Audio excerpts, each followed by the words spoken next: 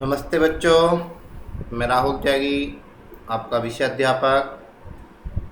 आज इस वीडियो के माध्यम से कक्षा 11 के बच्चों को, जिनके पास समाजशास्त्र विषय है, हम इसमें सामाजिक परिवर्तन के बारे में पढ़ रहे थे, सामाजिक व्यवस्थाओं के बारे में पढ़ रहे थे। सामाजिक परिवर्तन ग्रामीण और नगरीय के ऊपर इसमें बात चल रही थी। जो ग्रामीण है, गांव है, और जो नगर है, उनके ऊपर इसमें बात चल रही थी। इससे पहले हमने इसका अर्थ पढ़ा, अब इसके प्रकार पढ़ेंगे। क्या पढ़ेंगे बच्चों? प्रकार। देखिए क्या है, परिवर्तन को प्रकृति अथवा जो परिवर्तन है प्रकृति अथवा परिणाम के आधार पर पहचाना जाता है। प्रकृति को और परिणाम के आधार पर ही देखा जाता है कि इसके अंदर बदलाव हुआ है या नहीं हुआ है। ऐसे परिवर्तन हैं जिनको हम संरचनात्मक परिवर्तन और विचार, मूल्यों तथा मान्यताओं में परिवर्तन देखते हैं। आपने देखा होगा बहुत सारे ऐसे परिवर्तन होते हैं, उनकी पहले तो उनका ढांचा देखते हैं, फिर विचारों का मूल्य देखते हैं कि पहले इसके विचार कैसे थे, आज इसके विचारों में कैसा प्रभाव देखने को मिलता है। दूसरा, फिर इसमें मान्यताएं देखी जाती हैं, जो आपकी यानी कहें तो किसकी पहले क्या वैल्यू थी, आज की क्या वैल्यू है। इस तरीके से उनकी मान्यताओं में भी परिवर्तन देखने को मिलता है। देखिए, सबसे पहले संरचनात्मक परिवर्तन, जो परिवर्तन हुआ उसके बारे में देखते हैं कि समाज की संरचना में परिवर्तन को दर्शाता है। उदाहरण के रूप में मुद्रा प्रयोग, यानी आपने देखा होगा पैसा, उसका पहले किस तरीके से प्रयोग होता था और आज इसका प्रयोग किस प्रकार से हो रहा है। कहते कागजी मुद्रा के प्रादुर्भाव, यानी उसके आने पर वित्त संस्थानों का गठन हुआ, यानी जो वित्त विभाग हैं, जो आपका धन के जहाँ पर पैसा रखा जाता है या जहाँ पर पैसे की छपाई होती है, उसका गठन हुआ।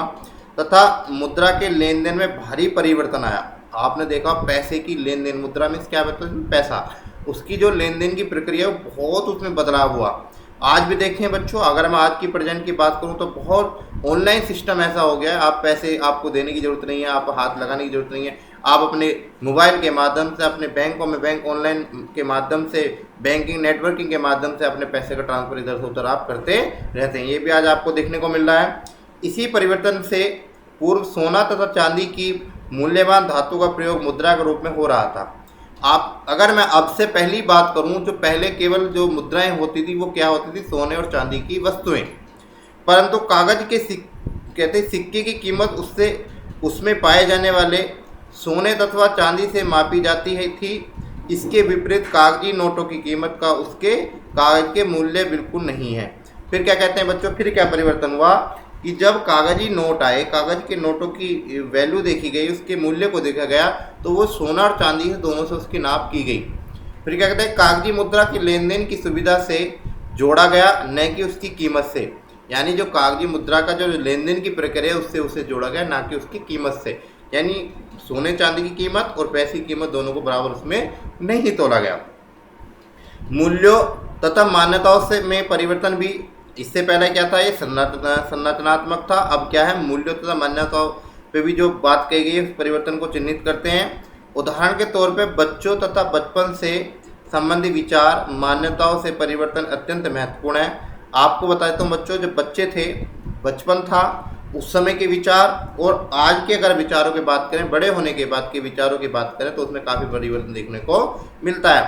तथा सामाजिक परिवर्तन में सहायक है। बच्चे के लिए क्या सही है क्या गलत है, यह संकल्पना इसलिए सामने आई कि बच्चे को सामान्य तौर पर अवयस्क समझा जाता है। मतलब व्यस्क नहीं, अवयस्क का मतलब होता है छोटा बच्चा समझा जाता है, जिसकी 18 साल से कम की आयु उसे छोटा समझा जाता है। इसलिए वयस्क व्यक्ति क्या होता है, जिसकी 18 साल से ऊपर उम्र होती है। ठीक है बच्चों, बच्चे परिवार के कार्य में 5 अथवा 6 वर्ष की आयु में हाथ बटाने लगते हैं। आपने देखा होगा बहुत सारे बच्चे ऐसे होते हैं जो 5 से 6 साल की आयु में अपने घर के कार्यों को करने लग जाते हैं। प्रारंभिक फैक्ट्री व्यवस्था में भी काम करने लग जाते हैं, फैक्ट्रियों में भी काम करते हैं। बाल श्रम भी देखोगा, छोटी उम्र बच्चे बाल यानी काम भी करने लग जाते हैं, कहीं पर किसी के यहाँ नौकरी भी करने लग जाते हैं।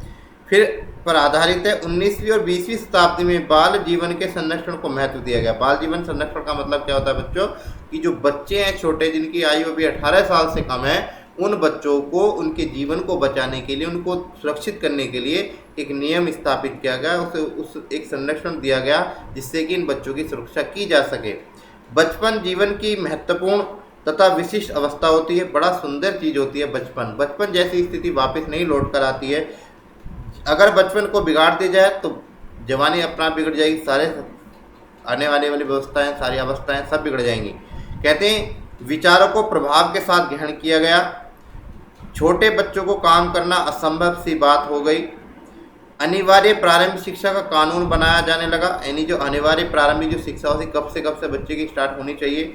बाल श्रम को प्रतिबंध करने वाले कानून को स्थान दिया गया। आप सभी जानते हो कि बाल श्रम कानून बनाया गया उससे, जिससे बच्चों को बचाया जा सके। भारत में कई ऐसे उद्योग हैं जो लंबे समय तक बाल श्रम पर आधारित रहे हैं। इसमें दूरी बनाए चाय की दुकान, इसमें कहते हैं दरी बुनना जो दरी होती है उसका बुनना, और चाय की दुकान एवं रेस्टोरेंट में काम करना, रेस्तरा क्या होता है रेस्टोरेंट जैसे, उसमें काम करना, दिया सलाई बनाना यानी माचिस का निर्माण करना इत्यादि बच्चों के श्रम पर आधारित उद्यम रहे हैं, यानी कार्य रहे हैं। बाल श्रम अब गैर कानूनी है, आप सभी जिसे कोई नहीं करा सकता, पूरी तरीके से गैर कानूनी है। ठीक है बच्चों, इस प्रकार प्रोत्साहित करने वाले लोगों को सजा दी जाती। जो लोग अगर बाल श्रम को प्रोत्साहित करते हैं, बाल श्रम पर महत्व देते हैं, उन लोगों को क्या की जाती है बच्चों, सजा दी जाती है। ठीक है बच्चों, अब क्या है कारक, कारक पे बात करते हैं। सामाजिक परिवर्तन के वर्गीकरण का सबसे सरल तरीका इसके कारक तथा स्रोत हैं। आंतरिक अंतर्जात तथा बाह्य बहिजात पूर्वीकृत कारक हैं जो सामाजिक परिवर्तन को सामने लाते हैं। क्या है बच्चों, सबसे बात करें पहले आंतरिक है और बाह्य, दो प्रकार के इसमें बात कही गई है कारकों के बारे में। कहते हैं सामाजिक परिवर्तन में 5 महत्वपूर्ण कारण भी हैं, पर्यावरण, तकनीकी, आर्थिक, राजनीतिक और सांस्कृतिक। पहले अगर हम बात करें बाह्य कारणों की बात करें, आंतरिक कारणों की बात करें, तो दोनों में सबसे पहले जो कारणों की बात करेंगे वो होंगे सामाजिक पर्यावरण के 5 महत्वपूर्ण कारक हैं जिन पर हम बात करने जा रहे हैं। सबसे पहला क्या है, पर्यावरण, यानी जो हमें दिखाई दे रहा है, जो हमें चारों तरफ से घेरे हुए, परि प्लस आवरण, ये यानी जो हमें चारों तरफ से घेरे हुए। प्रकृति, पारिस्थितिकी तथा भौतिक पर्यावरण का समाज के स्वरूप पर महत्वपूर्ण प्रभाव होता है। विगत समय के संदर्भ में यह विशेष रूप से सही है। मनुष्य प्रकृति के प्रभावों को रोकने अथवा झेलने में अक्षम था। अक्षम मतलब बच्चों उसे झेल नहीं पा रहा था, यानी उस समय प्रकृति के जो बदलाव होते थे, प्रकृति जैसे ही अपने परिवर्तन का रूप दिखाती थी उसे वो झेल नहीं पाता था। उदाहरण के लिए मरुस्थलीय भागों में रहने वाले लोगों के लिए एक स्थान पर रहकर कृषि कार्य करना संभव नहीं था, वो एक जगह रहकर कृषि कार्य नहीं कर पाते थे। मैदानी भागों में सुगमता के साथ कृषि कार्य संपन्न किया जाता था। सुगमता का मतलब था सरलता से, आसानी से, बड़े ही कहते हैं उसे कहते हैं सरलता के रूप में अगर बात करें। ठीक है बच्चों, तो वो कार्य क्या होता था, जो कृषि कार्य था वो अच्छी तरीके से संपन्न हो जाता था।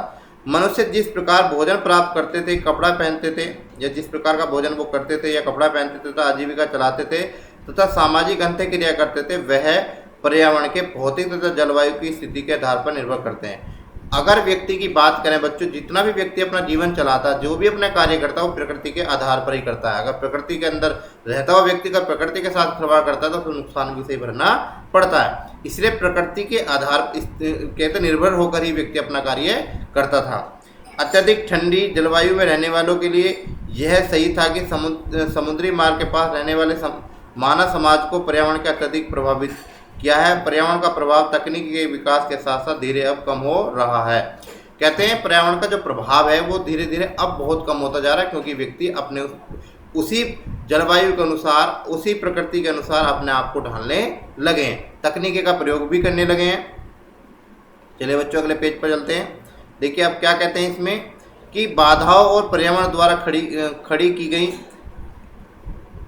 कई समस्याओं को समय के अंतराल के साथ कम करने की तकनीकी हमारी मदद करती है। अभी मैंने क्या कहा, तकनीकी ने हमारा बहुत साथ दिया, नई नई टेक्नोलॉजी आई, नई नई चीज़ें आई, बहुत सारे ऐसे वस्त्र आए जिनको पहनकर व्यक्ति अपने पर्यावरण के आधार अपने को ढाल लेता है। सर्दी का मौसम आया तो सर्दी जैसे कपड़े पहन लेता है, गर्मी आया तो गर्मी जैसा अपने कपड़े पहन लेता है। इस तकनीकी प्रकृति को तथा उसके साथ मनुष्य के संबंधों को नए तरीकों से परिवर्तित करती है। वस्तुतः समाज पर प्रकृति का प्रभाव घटने की बजाय बदलता रहा है, यानी जो प्रकृति का जो प्रभाव है वो क्या घटा तो है नहीं, पर उसके अंदर बदलाव होते देखे गए हैं।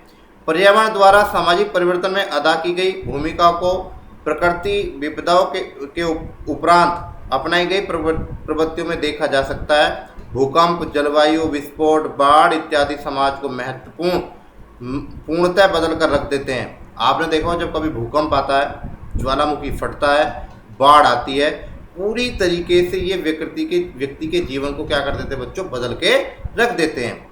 यह बदलाव अपरिवर्तनीय होता है, यानी ये अपरिवर्तनीय होता है। इस पर ये इसका ये नहीं कह सकते कितना बड़ा हो जाए, यह अस्थायी नहीं होते।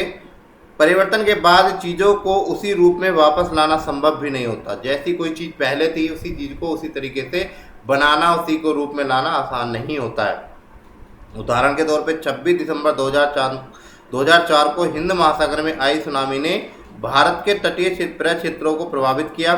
इसमें अधिकांश तटीय गांवों में सामाजिक संरचना पूरी तरह बदल गई थी, यानी जो गांव थे, बसे हुए थे, घर बने हुए थे, पूरी तरीके से वो तबाह हो चुके थे। प्रकृति विविधता के अनेक उदाहरण इतिहास में मिल जाएंगे, ठीक है बच्चों, जो समाज को पूरी तरह बदलने में सक्षम हुए हैं। इसका उत्कृष्ट उदाहरण मध्य एशिया के देशों में तेल का मिलना है। 19वीं शताब्दी में कैलिफोर्निया में सोने की खोज ने जिस प्रकार यहाँ के समाज को बदल दिया, उसी प्रकार तेल के भंडार ने खाड़ी देशों के समाज को बदल दिया है। सऊदी अरब, कुवैत अथवा संयुक्त राष्ट्र अमेरिका जैसे देशों में स्थित तेल संपदा के बिना बिल्कुल अलग होती, यानी अलग होगी, जिसकी कल्पना की जा सकती है। अगर हम बात करें संयुक्त अमीरात है या कुवैत है, ये ऐसे वो देश है जिनके अंदर तेल के भंडार देखने को मिलते हैं। पूरी तरीके से वहाँ का प्रकृति पर निर्भर लोग होते हैं और उस चीज़ों से क्या है, उनके जीवन के अंदर बहुत बदलाव देखने को मिले हैं।